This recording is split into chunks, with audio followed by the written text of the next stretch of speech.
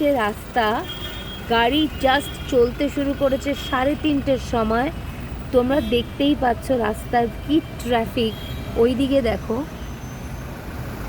আমি দাঁড়িয়ে রয়েছি এখন বাগুইহাটির মোড়ে, জোড়া মন্দির পর্যন্ত আসেনি, আর দেখাতে পারছি না রাস্তাটা পুরোটা। আমি জানি না পুরোটা আসছে কি না, যেইটুকু আসছে আমি সেইটুকু নিয়ে বলছি যে এই হচ্ছে রাস্তার অবস্থা। Continuous it's half an hours I am waiting in car. আমি গাড়িতে বসে রয়েছি।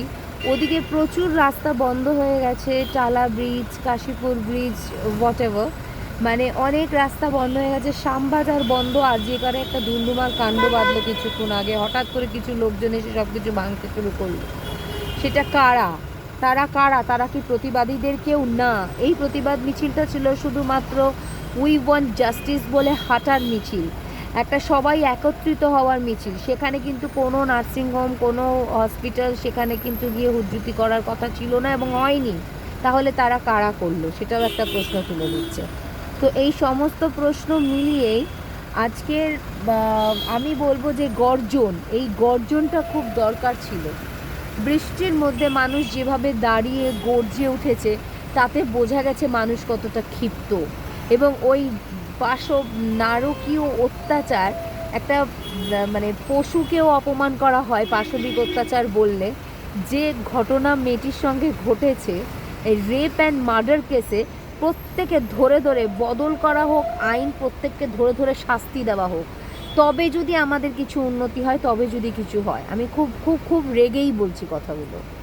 তাতে যে যা ভাববে, যে যা মনে করবে, যেরকম লোকের চালাবে, সেটা আমার কিচ্ছু যায় আসে না। কিন্তু প্রত্যেকটা মেয়ে যে আজকে বাড়ির থেকে বেরিয়ে বারাসাত, চাপাডালি মোড় থেকে, বনগাঁ থেকে শুরু করে, আমাদের দার্জিলিং থেকে শুরু করে সমস্ত জায়গায় আজকে প্রতিবাদ ছেয়ে গেছে, তার জন্য আমাকে 3:30 কেন 4টে পর্যন্ত যদি গাড়িতে বসে থাকতে হয়, আমি খুব খুশি হব। কারণ মেয়েরা যে গর্জে উঠেছে, সবাই যে এটার প্রতিবাদ জানিয়েছে, একটা ডক্টর যে নাকি আমাদের জীবন দেয়, হ্যাঁ, আর যে নাকি আমাদের রক্ষা করে, আপাতত অভিযোগে তো তাই এসছে, একজন রক্ষাকারী মানে সিভিক ভলেন্টিয়ার অ্যারেস্ট হয়েছে রেপ অ্যান্ড মার্ডার কেসে। সে যে রেলা নিয়ে কোনো অ্যাক্সেস থাকে না হসপিটালে, সেই অ্যাক্সেস নিয়ে 4তলায় উঠে যেভাবে একটি মেয়েকে এত নৃশংসভাবে খুন করেছে, ধর্ষণ করেছে, তার ফাঁসির সাজা হোক, তার পিছনে যারা আছে তাদের সাজা হোক, প্রত্যেকে আমরা এটাই চাইব। বিশেষ করে যেন আমরা মেয়েদেরকে কোথাও কর্মক্ষেত্র, সেটা তো নিজের জায়গা, সেই জায়গায় যদি এই জিনিসটা হয়, তাহলে আশা করি কোনো মা খুব একটা সুখকর নয় বিষয়টা। শুধু আমি আজকে গাড়িগুলো দেখাচ্ছি, এই জ্যামগুলো দেখাচ্ছি এই কারণে যে প্রত্যেকে ক্ষিপ্ত, যার জন্য আজকে সারা কলকাতা, সারা রাজ্য নেমে এসেছে রাস্তায়।